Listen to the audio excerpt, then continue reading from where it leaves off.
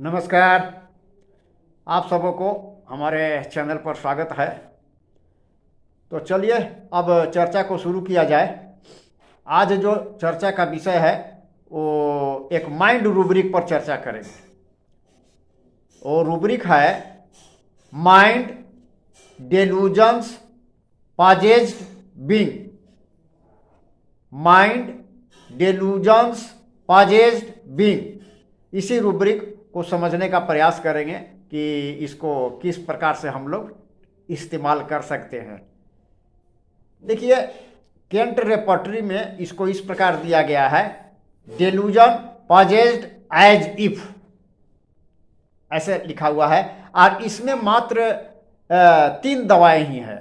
Anacardium है, belladonna है और हायोसाइमस है। यही 3 दवाइयाँ केंट रेपर्टरी में दी गई है। और सिंथेटिक में 10-11 दवाई दिया गया है, और यानी कि 7-8 दवाई और ऐड कर दिया गया है। तो चलिए अब इसको समझने का प्रयास करते हैं। तो इसके लिए इसमें जितने शब्द जो प्रयुक्त हुए हैं उनको समझना होगा, जानना होगा। तो देखिए, अब डेलूजन के बारे में तो पिछले बहुत बार चर्चा किया जा चुका है। तो इसमें जो वर्ड है पॉजेज्ड, यानी पॉजेज।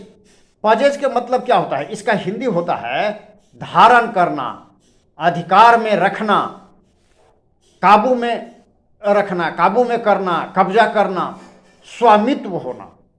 ये सब इसका मतलब होता है। यानी कि इसमें पॉजेज्ड है तो पॉजेज्ड के मतलब क्या हो गया कि किसी दूसरी के अधीन चला गया है। रोगी को ऐसा महसूस होता है कि उस पर अपना प्रभुत्व नहीं रहा, उसके ऊपर किसी दूसरे शक्ति का प्रभुत्व आ गया है, वो दूसरे के अधीन में चला गया है। पॉजेज्ड माने controlled, influence, dominated by some powerful force. यानी कि इसमें फीलिंग क्या है, किस तरह की फीलिंग? रोगी को लगता है कि वह दूसरे शक्ति के अधीन हो गया है, उस पर दूसरे शक्ति का नियंत्रण हो गया है, और उसी शक्ति के अनुसार उसको चलना पड़ता है, एडजस्ट करना पड़ता है, जीना पड़ता है। वह शक्ति कुछ भी हो सकता है, व्यक्ति हो सकता है, रोग हो सकता है, आत्मा हो सकती है, विचार हो सकता है, भावना हो सकता है, कुछ भी हो सकता है। वो उसको जो है ऐसा ही महसूस होगा कि हमरा पर किसी दूसरे शक्ति का अधीन नियंत्रण हो गया है, और उसी के अनुसार हमको एडजस्ट करना पड़ता है, चलना पड़ता है। जिसे बीमारी है तो अब बीमारी के अनुसार उसको एडजस्ट करना पड़ता है सब कुछ। माने यानी कि उसके अब अपनी इच्छा नहीं चलती, उसको अपनी इच्छा अब नहीं चलती, उसी जिसके अधीन है उसी के इच्छा अनुसार उसको सब कुछ एडजस्ट करना पड़ता है। अब देखिए, अब पेशेंट आएगा तो किस तरह के वर्सन बोल सकता है। अब जैसे कुछ वर्सन है, पेशेंट आएगा तो बोलेगा तम्बाकू नहीं खाने से हमको पैखाना ही साफ नहीं होता है, पैखाना ही नहीं होता है, कब्ज हो गया है, बिना तम्बाकू खाए हमको माने होता ही नहीं लेटरिन। यानी कि वो तम्बाकू के अधीन चला गया। अच्छा, कुछ पेशेंट बोल सकता है बिना शराब पिए हमें नींद ही नहीं आती। जब तक ले शराब हम नहीं पिएंगे तब तक ले हमको नींद ही नहीं आती है। बिना नींद की दवा खाए हमको नींद ही नहीं आती है। तो ये सब क्या है? ये जो है से कि शराब के अधीन हो गया है, नींद की दवा के अधीन हो गया है। तो इस तरह से महसूस उसको होता है कि बिना अधीनस्थ, जिसके अधीनस्थ है उसके बिना इच्छा के वो कुछ कर ही नहीं पा रहा है।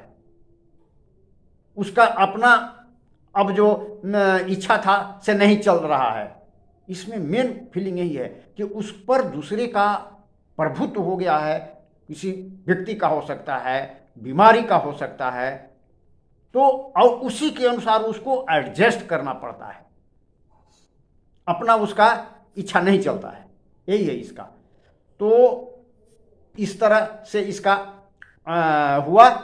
तो अब आगे बढ़ने से पहले थोड़ा सा आप लोगों से निवेदन है कि जो लोग चैनल को सब्सक्राइब न किए हैं, कृपा करके वो लोग चैनल को सब्सक्राइब कर दीजिए, लाइक करिए, कमेंट करिए और शेयर करिए।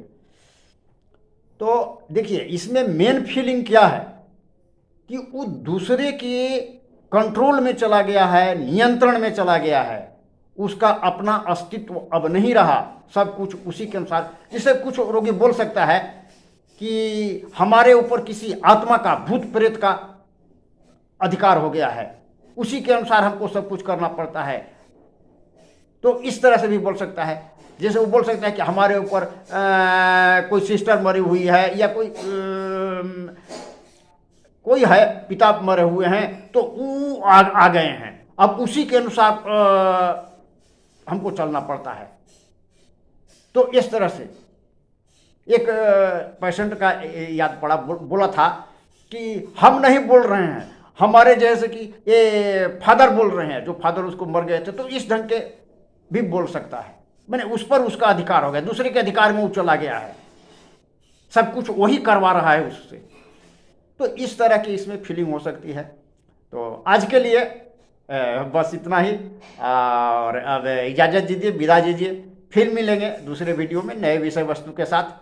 तो नमस्कार, जय हिंद।